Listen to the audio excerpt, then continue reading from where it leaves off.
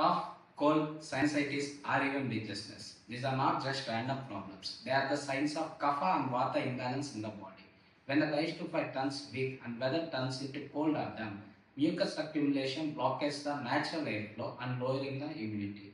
Ayurveda guides us to help clear and strengthens the lungs with simple daily habits. Steam inhalation with tulasi and ajwain, nasya with amutaila, warm and light food adding dry ginger and pepper, and morning pranayama and breathing exercise helps us to expand the lungs.